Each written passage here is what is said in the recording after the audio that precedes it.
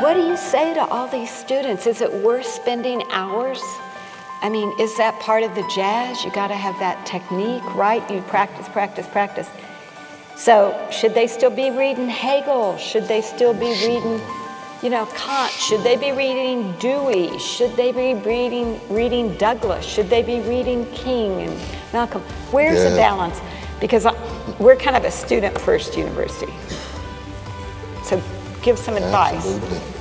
Well, one is that I take very seriously the anthem of Black people. Lift every voice. It doesn't say lift every echo. The beautiful thing is that there's a marvelous spiritual and moral awakening that's taking place among the younger generation of all colors.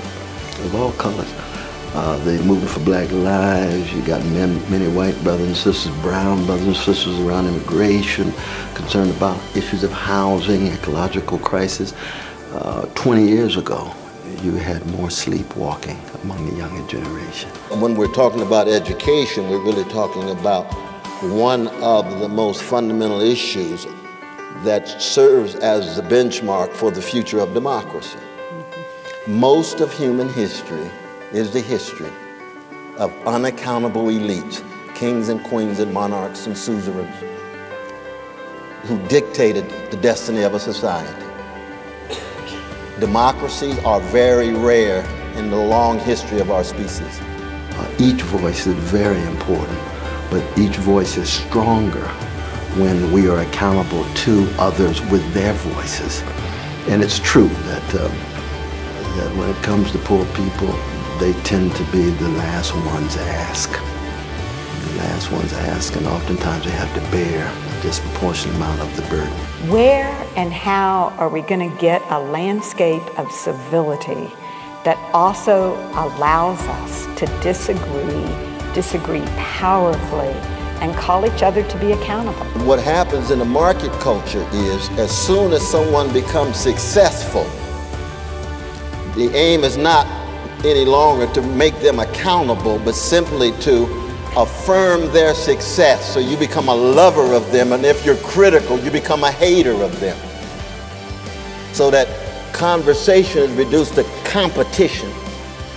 Critique is reduced to take down. I mean, I don't follow the internet too well, but people tell me all the time, how come you were taking down Coates? I didn't take that Negro down, I criticized him. He's a brilliant brother. His voice is important. I'm taking him seriously by making sure that the standards of the tradition from whence he comes are brought to bear. There's nothing wrong with taking a strong stand, but every stand in the end is still a fallible stand. That all of us are finite. All of us need to be Socratized. We need to be criticized. We need to be rendered accountable in that way. I tend to talk much more about love than justice. I mean, justice is what love looks like in public. But for me, love is the important thing because that has to do with something deep in the soul, deep in the core of who one is. So I would say, my God, it's just a beautiful thing to be at a place like University of Denver where you're able to struggle to find your voice and to undergo the deepest form of what the Greeks call paideia, P-A-I-D-E-I-A. That's deep education, that's not cheap schooling. You don't come to University of Denver just to be schooled. You come to be educated. To be schooled is to gain access to a skill. To be educated is to be so unsettled and unnerved that you have to raise questions about who you are as a human being. And that's the beautiful thing about this institution.